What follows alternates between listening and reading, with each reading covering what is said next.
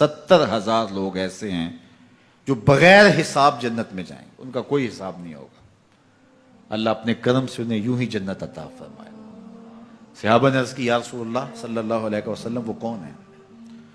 تو آقا کریم نے شرف میں کانو لا یکتوون، یہ وہ لوگ ہیں جو اپنے جسم پہ داغ نہیں لگاتے، مخصوص نشان جسم پہ لگا لیتے ہیں، یہ فلاں بزرگ کی نشانی ہے، یہ فلاں جو ہے وہ شہید کی نشانی ہے۔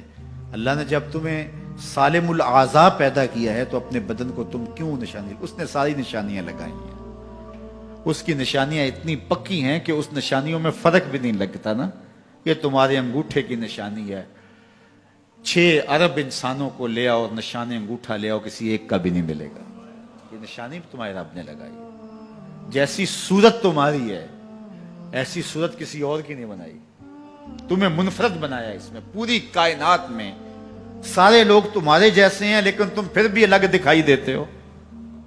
سب کی 2 آنکھیں، سب کا ناک، سب کے ہونٹ، سب کا رنگ ملتا جلتا، لیکن سب کی شکلیں الگ ہیں۔ یہ زید ہے، یہ بکر ہے، یہ عمر ہے، یہ آس ہے، یہ فلاں ہے۔ دوسرے وہ ولا یسترقون، اور وہ رکیہ نہیں کرتے۔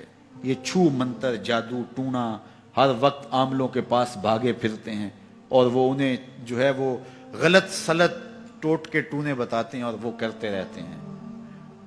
عجیب لوگوں کے نفسیات ہوتے ہیں، صبح سے لے کر شام تک اسی چکر میں رہتے ہیں اور پھر ساری زندگی ان توہمات سے نکل ہی نہیں پاتے۔ اللہ نے تمہیں پیسے دیے ہیں، نئی گاڑی تم نے خریدی ہے، چھوٹے بچے کا جوتا کیوں باندھ دیا آگے تم نے؟ جوتا باندھنے سے اگر یہ ایکسیڈنٹ سے، حادثے سے گاڑی بچ سکتی ہوتی ہے تو پھر پاکستان کے جتنے PIA کے جہاز ہیں سب پر باندھ دینا چاہیے، سب پہ جوتے لٹکے ہوئے ہوں۔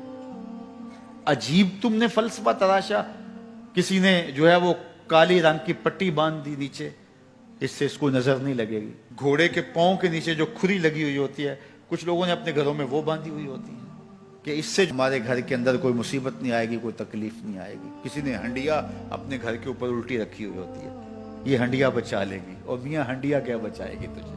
اللہ کے قہر سے کچھ نہیں بچا سکتا۔ جب تمہارے اوپر کوئی مصیبت نازل ہونی ہے تو کچھ نہیں بچا سکتا۔ اگر بچنا چاہتے ہو تو پھر اللہ سے استغفار کرو، اللہ تعالیٰ کی تسبیح کرو، اللہ کی تحلیل کرو، میرے حضور پہ درود پڑھو، پھر دیکھنا کہ مصیبتیں ٹلتی ہیں یا نہیں ٹلتی ہیں۔ تو یہ خام خواہ کے رکیے اور یہ عامل لوگ جو ہیں ان کا تو کام یہی ہے، ان کا کام چلتا ہے لوگ ذوف الاعتقادی میں مبتلا رہیں اور یہ کہہ دیتے ہیں کہ آپ کے خاندان میں ایک منحوس عورت ہے، یہ اس کا کیا ہوا ہے، تو کوئی نہ کوئی منحوس تو پہلے ہی انہوں نے طے کر رکھی ہوتی ہے، فوراً ذہن وہاں جا کلک ہو جاتا ہے۔ اس کا نون سے نام شروع ہوتا ہے، اس کا کاف سے نام شروع ہوتا ہے، اس کا جیم سے نام شروع ہوتا ہے، تو پورے خاندان میں کسی کا نام کاف، نون یا جیم سے تو شروع ہوتا ہی ہوگا، یا دوستوں میں، تو فوراً ذہن جو ہے ادھر منتقل ہو گیا۔ اب یہ بابا جی نے بتا دیا ہے، ہاں اس نے یہ بات کی تھی، کچھ باتیں یاد آنے لگی، اس کاف سے شروع ہونے والے نام کے ساتھ نفرت پیدا ہو گئی۔ اس بابے نے نفرت کا کاروبار کیا ہے، اس نے تو 100 روپے 200 روپے لے لیے لیکن 2 انسانوں کے اندر نفرت ڈال دی۔ اس کا گریبان کل قیامت کے دن پکڑا جائے گا۔ ان ملنگوں کے پاس، ان ذوف الاعتقادی کو پھیلانے والوں کے پاس کبھی نہ جاؤ۔ تمہیں مصیبت پڑی ہے، تمہیں لگ رہا ہے کہ شاید میرے اوپر جادو ہے، تو پڑھو نا سورہ بقرہ، جادو جڑ سے اکھڑ جائے گا۔ 40 دن اپنے گھر میں سورہ بقرہ پڑھو، برکت ہوگی۔ کہتے ہیں مولوی صاحب 40 دن تو نہیں پڑھی جا سکتی، 2.5 پارے، ہمیں کوئی تعویذ ہی کر دیں۔ ہم شارٹ کٹ چاہتے ہیں نا، روزانہ صبح 2.5 پارے سورہ بقرہ پڑھے، یہ تو ہم سے نہیں پڑھی جائے گی، تو آپ کوئی تعویذ ہی لکھتے ہیں۔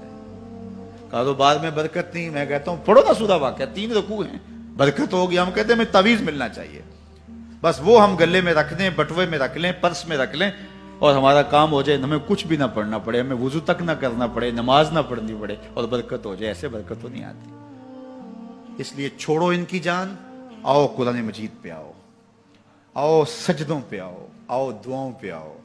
سحری کے وقت اس کی رحمتیں آواز دے رہی ہوتی ہیں، حل میں مسترزقن، ہے کوئی رزق مانگنے والا، اور تم اس وقت سوئے ہوئے ہو، سارے دن ٹھوکریں کھاتے ہو۔